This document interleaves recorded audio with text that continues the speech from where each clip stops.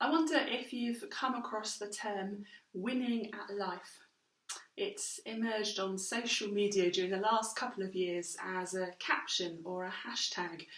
Someone will share online a carefully composed photo, maybe of an achingly cool, spotless home or a cheerful, wholesome-looking couple or family with the caption or the hashtag winning at life. To be winning at life sounds reassuring and nice and satisfying. Surely we all want to say that we're winning at life. How convenient would it be to say that the resurrection stories came with the hashtag winning at life, that they might be Christianity's Instagram story with a picture of the empty tomb all nicely lit, the caption, man who was crucified defeated death, hashtag winning at life. The resurrection accounts are, fortunately, more nuanced than that. They're strange and they're muddled and they're full of confused people. Grief and fear and joy are all there. Do not be afraid, says the angel to Mary and Mary, before they leave the tomb with a mixture of fear and great joy. They run to tell the others and they meet Jesus, who also says, do not be afraid. The resurrection stories are in-between stories. Jesus' friends have followed him, learnt from him, seen him heal and teach and challenge and disrupt. And now, what happens next? They don't know. He seems not to be dead. Fear mixed with joy is a fair reaction. These resurrection stories show us how hope and faith are formed among confused, lost people, people in pain, which is just as well this Easter, as much as any other Easter, because it reminds us that there is no such thing as the perfect Easter. There never has been and there never will be. I mentioned in Tuesday's Compline reflection that, as ever, we experience Easter not in spite of all that happens around us or to us, but through what happens around us and to us. Today in society, Easter life and hope can clearly be seen. The nurse caring for his patients at the end of a 48-hour shift, the doctor working day after day to bring healing to those before her, the retailer working round the clock to ensure that food is available for these medics and for all of us, the neighbour checking on neighbour. The light of Christ shines in the darkness, and the darkness cannot put it out. Hope acted out in communities everywhere. We are counterintuitively staying apart in order to show our care for each other, and we're characteristically finding new ways to connect. How many Zoom calls have you wrestled with in this last 2 weeks? How many meetings have been interrupted by someone's Alexa or dog or child? We instinctively search for connection, for community, however tricky it might be. As Christians, we are called to belong to community. No decision that we make is ever purely personal and individual. This is where the winning at life caption falls down, because it's almost always then about individual capability. It suggests that life is a competition. It pits us against one another. As human beings created in God's image, we have within us a spark of God's Spirit. This spark of life is being seen more clearly now than I can ever remember across our villages and towns and cities.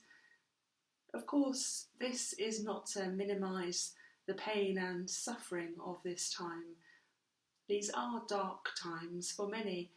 People are losing their lives and their livelihoods. Many are anxious and fearful and grieving.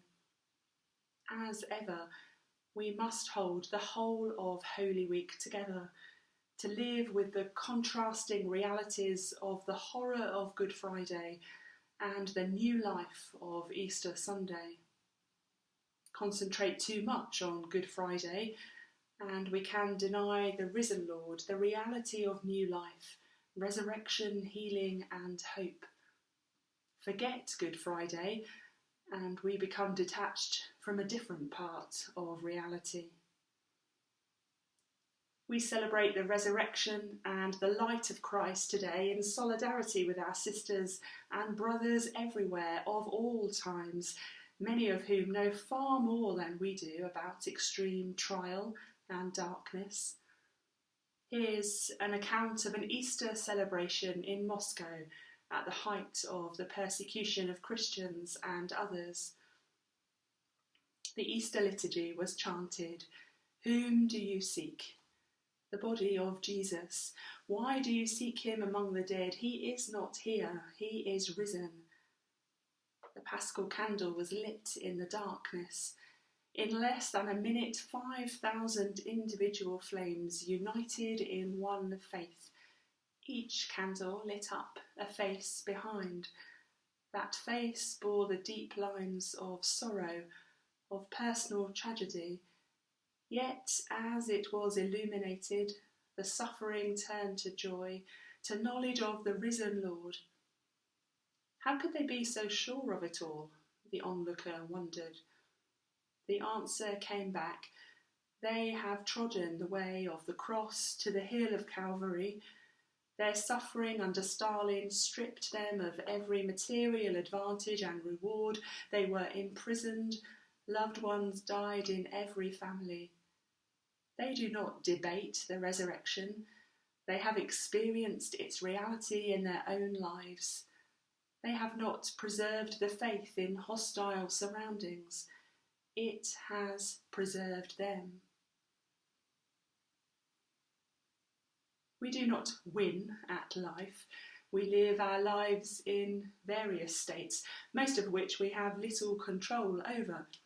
Sometimes we are joyful, sometimes content. Sometimes we are fearful or confused.